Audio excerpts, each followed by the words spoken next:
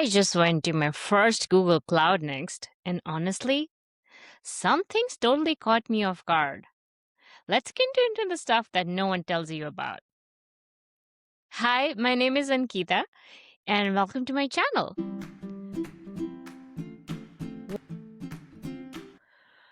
One of the most surprising things that I learned when I got to Google Cloud Next is that it is significantly more tailored to non developers. Think business leaders, IT managers, or just enterprise professionals than Google I/O is. And it was just so evident in the content that was created and in the interactions that I had with people while attending Google Cloud Next. So day one kicked off with the main keynote by Google Cloud's CEO, Thomas Kurian, if I'm saying his name right. You can watch the whole recording on YouTube, but you really had to be there live for this one very specific moment. For one of the demos, they invited the 3 times Olympic gold medalist, entrepreneur, and snowboarding legend Shaun White. I know, right? But when he was invited on stage, when he walked on stage, they made it snow indoors in Vegas. That's right, people. It snowed. I was there to witness it and experience it all. Obviously, it wasn't real snow. That would have been ridiculous. Google has set up these artificial snow machines. I think they're called foam snow machines. I'm sure some of you might have seen it during Christmas fair at places where there's no real snow. Some places try to simulate that environment by using that.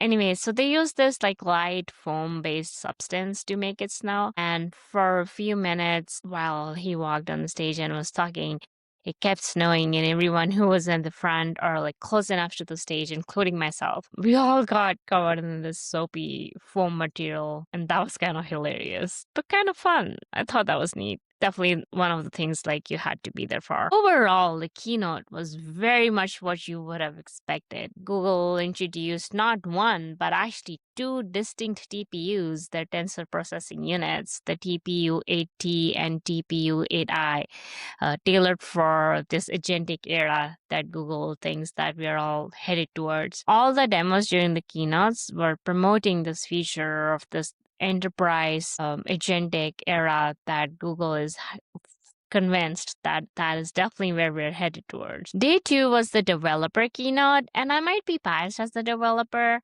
but the presentation quality was 1,000 times better than the main keynote. It was interesting because both keynotes started with the same a minute long video with graphics, and apparently that was generated on Nano Banana and VO3 and Lyria, which are like the Google's image generation model and music generation model, video generation model. And honestly, I would love to see what kind of prompts did they use to actually make that graphic, because I have tried all those models and I can't really get it just right. Just it doesn't look as professional as they did, and I wish they had shared the prompting mechanism or something like behind the scenes for that they had used. They didn't share that, but what they did share, like during the keynote, they dropped the full source code and Core Labs and everything for this massive marathon demo that they did on GitHub for everyone to check out. And not just for that, for all these sessions or all the booths that Google was hosting themselves, they dropped the code labs for free for everyone to just be able to check out and experiment with it. And they even gave some cloud credits for everyone to be able to do that. I thought that was really impressive. And while the keynotes were nice to attend, the most mind-blowing experience for me was to walk through the expo hall. Like there was literally every company under the sun with a booth in the expo hall. I know a lot of companies partner with Google, especially for the cloud services. But then seeing them all under one roof, that's just something else. I'm not even sure if I have the words to describe it.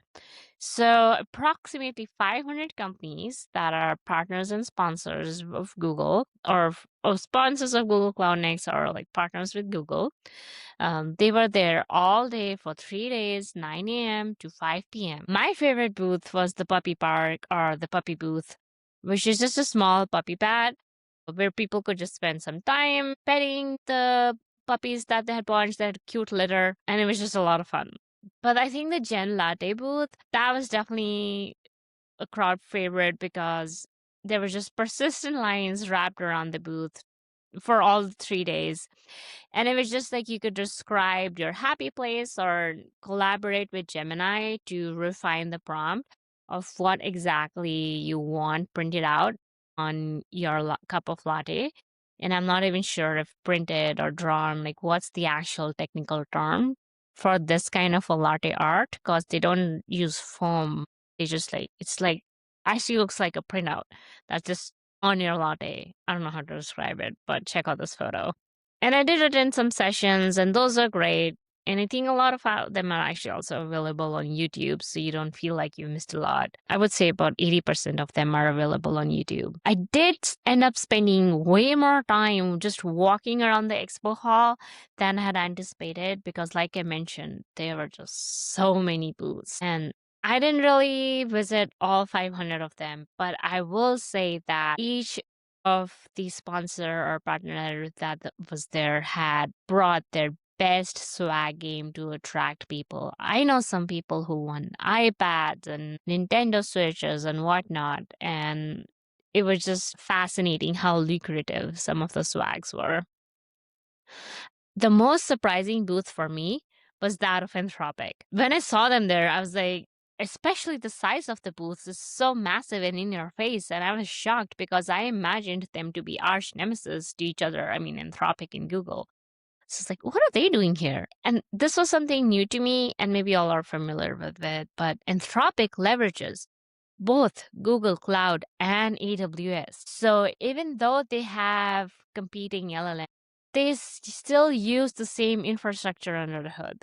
And that's kind of genius, right? Like, if one wins, everybody wins. And that's one thing that was brought up several times during all the sessions or my discussions with other Googlers. That was one message that they shared over and over again, that they don't want you to use just their models. And I think just aware that not all models are built the same and can solve everything in the same way. Um, they want you to like switch models based on your need and throughout your session of or your workflow. And I think that was in fact my biggest takeaway from Google Cloud, that, and it's something that I've been paying more attention to as well. And I'm practicing more model switching in my workflow because I think it does get you farther than you would just by using one model. So here's my question to you. Are you practicing model switching, or are you just loyal to one? I am so curious to know what everyone's doing about this, and I would love to know your thoughts. So definitely drop some in your comments. And until next time, see ya and take care.